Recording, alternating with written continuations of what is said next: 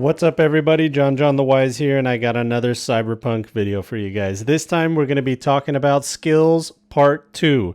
If you guys haven't seen part 1, I highly recommend you go check it out. It's where I talk about a bunch of skills, and I'm just continuing right where that video left off.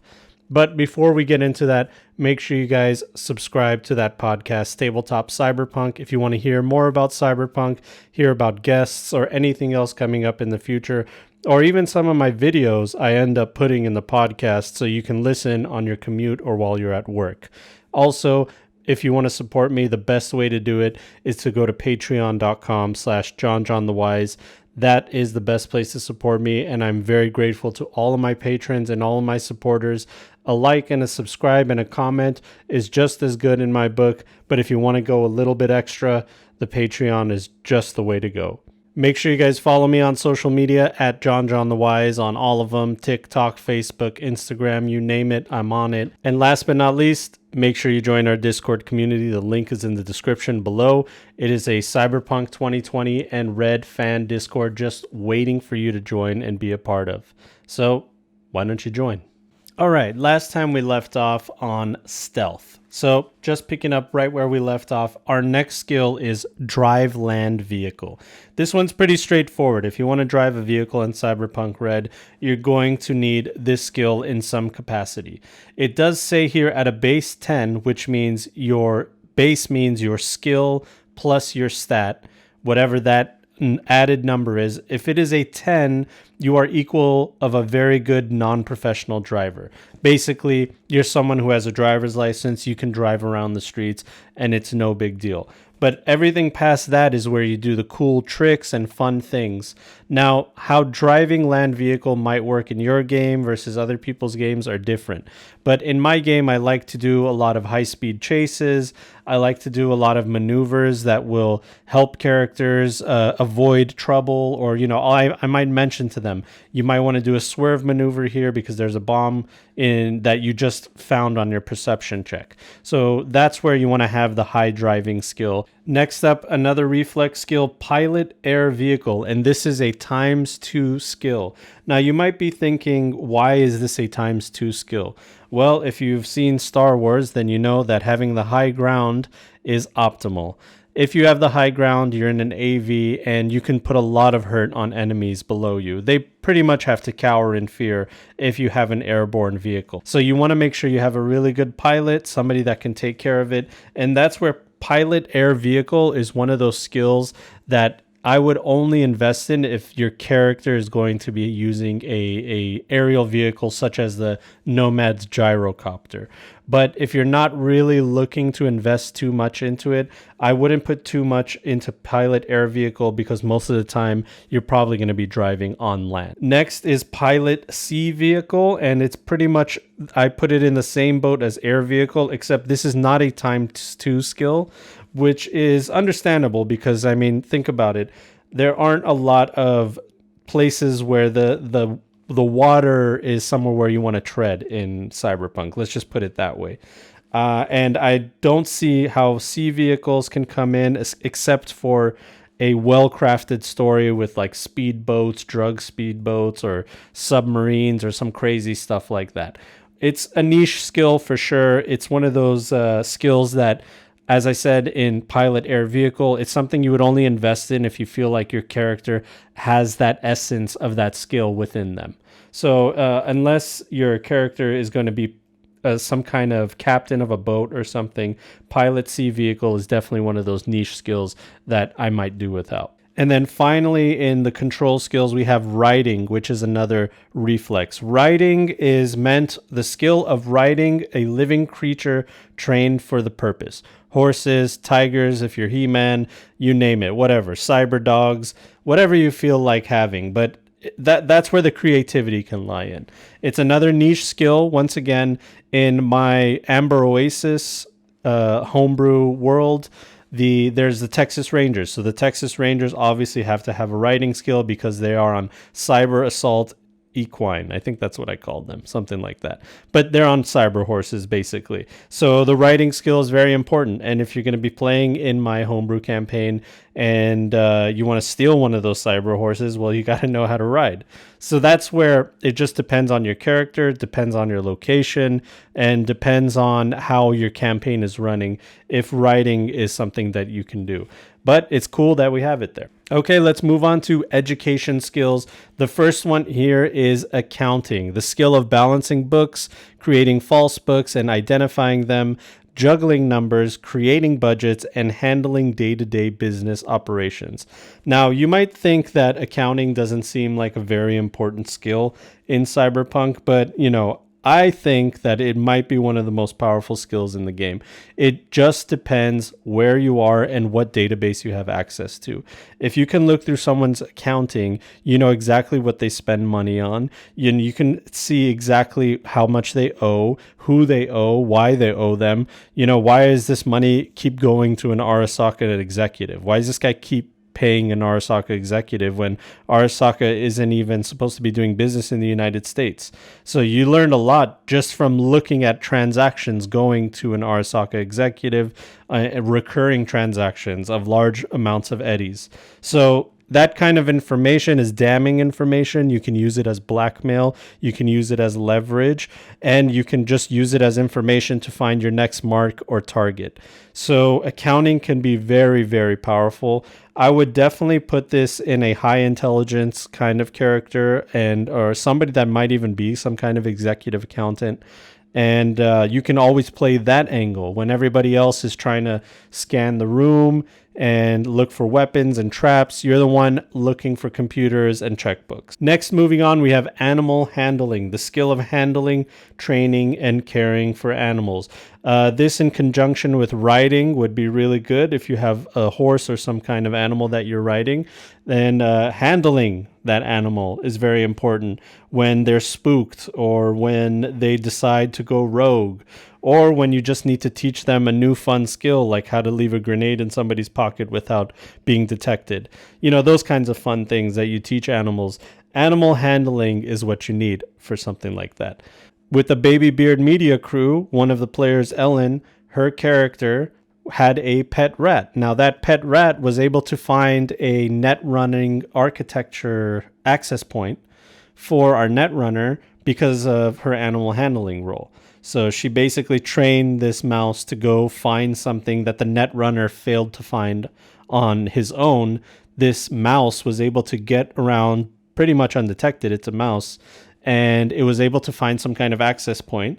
And because she rolled a really well animal handling, she was able to interpret what the mouse was trying to tell her. And in that sense, that's a really creative and fun way to use animal handling, and something that people might not readily think. All right, let's move on to bureaucracy. Bureaucracy is the skill for dealing with bureaucrats, cutting red tape, knowing who to talk to in a bureaucracy, how to reach them, and how to extract information for bureaucracies. Now, this is another one of those skills like accounting that is kind of a sleeper skill on how powerful it can be. Think about how powerful it is if you know the business structure and hierarchy of a corporation. You know how they work, you know how they behave, you know when someone's about to get a promotion, then they have to be on their best behavior. And that means that they're not supposed to be at the nightclub that you currently see them at. With a high enough bureaucracy role, you can look at their jewelry, you can look at their pocket protector, the brand of agent that they have, and you can figure out where in the social or the corporate ladder this person is and what it looks like for their future, what their desires can be. A young executive that's just trying to come up in a corporation, they'll do a lot of desperate things, especially when they feel like they're so close to that next promotion. They'll get really desperate, and you can use that to your advantage as leverage, just like you would with accounting, finding out information about their books. You're finding out information about their desires and their wants and their needs within the bureaucracy of government, corporations, or even gang hierarchy.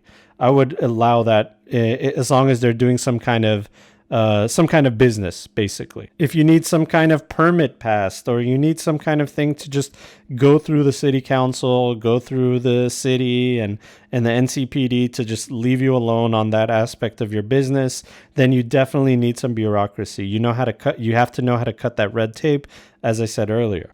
All right, now we're moving on to business, the skill regarding knowledge of basic business practices, laws of supply and demand, employee management, procurement, sales, and marketing. So basically, this is the skill on running a business. If you're just an edge runner, then you don't really need a business skill. You know that you go and do your job and you get paid for it. And as soon as you don't get paid for it, well, you have a new personal job to find the person that's supposed to pay you. And that's basically how you operate. But if you have some kind of business where you have a supplier, you have clients, and you have corporations and government entities that you work with, all of this is just business as usual. And you need to know how to do it in Cyberpunk. If for some reason your campaign takes some kind of turn where you have your own businesses and the players have like some kind of home base where they literally are generating income from some kind of home base business or brick and mortar store, then having a business skill would be very important for advancing in such a thing. Next up, we have composition. It's the skill required for writing songs, articles, and stories. Obviously, this is really good for medias and rocker boys for the obvious reason. You write a nice song, and that song generates some kind of wealth for you, status, or some kind of power within your hierarchy and your social people. This is one of those niche skills. Definitely as a rocker boy, you would look at this and you would think to yourself, well, yeah, for sure, I need to have some points in this skill just, for the fluff reasons. I'm a rocker boy. I need to know how to put some composition together. So I have seen that people take this skill. They don't really know when to use it. But when they do use it, it ends up being really funny, especially if they fail. This is one of those things where I would give my players as much creativity and as much reward as I can when they decide to use a creative skill like this one. Because like I said, you don't really have time to write music when you're going around shooting people in the head or avoiding gunshots to your head. But if you're in a restaurant and you're trying to get some information from somebody and something happens and you're inspired and you decide, you know what, I got to write this song down because I've been inspired by something that I heard. And you write something down, you write some kind of story, you roll a high enough composition, I let you know that you have this feeling that this song is a hit. It's going to be a hit. It's going to move people. It's going to change things. And you take that inspiration and I might give you a +2 or +3 to your performance when you play this song for the first time. Maybe you fail that role and you need to work on it a little bit more and do some more composition. There's so many layers to a skill like this that it's really up to your player's creativity and the game master's allowance to let players explore those kinds of things. So I wouldn't put too many points into composition, or you know what? Do whatever you want. Put 10. All right, let's move on to criminology, the skill of discovering clues by dusting for fingerprints, doing ballistic tests, examining evidence, and searching through police records and files. So basically, this is a skill for gathering clues in the traditional cop detective sense. You're going around, you're dusting for fingerprints, you're interviewing people, and that's what criminology really is for. This is great for any lawmen that want to scan an area for evidence if they're looking for specific types of things and using the skills that they have and knowledge that they have. A good lawman will want to use criminology so they can obtain information for, remember, leverage, power, blackmail, all that stuff. It's pretty much the same thing. Next up, we have cryptography, the skill of encrypting and decoding messages. Now, let's say you are some kind of hotshot net runner and you have some kind of information and you need to implant this information, but you don't want everybody else to understand what it is. You just want to select few people within an organization to understand it. That's where cryptography can help you, and many other examples in that sense. This is one of those high creativity skills that can come really in handy. When you want information on somebody, or you want to hide information, or you want to decrypt the information, you need cryptography. This is really important for those campaigns where you guys are going through accounts, going through books, going through backstories, and finding that flash drive or hard drive that has all kinds of information on it that nobody has had access to. A high enough cryptography and you can unlock secrets that people have lost since the 2020s or even before or after. You have the power in your hands because you understand how to find those patterns. That's where cryptography is really awesome. Once again, it's a niche skill. As a game master, I would definitely let my players use this as much as they can, whenever they can, because it's just fun. It's a fun thing to be a secret person within the Cyberpunk universe, and also being the master of decoding these secrets. Well, guys, thank you so much for joining me on part 2. Obviously, we're going to need some more parts, but this is the first video of the new year, and I just want to thank you guys so much for all the support and the love. 2022 is going to be just as good, even better, right? We're not in the dark future yet. We're just close. And thank you guys so much. Stay tuned for some more cool stuff. Leave some stuff in the comments about how you guys do your skills in your games. I would love to hear some feedback from you guys. All right, take care. Have a good one. Bye.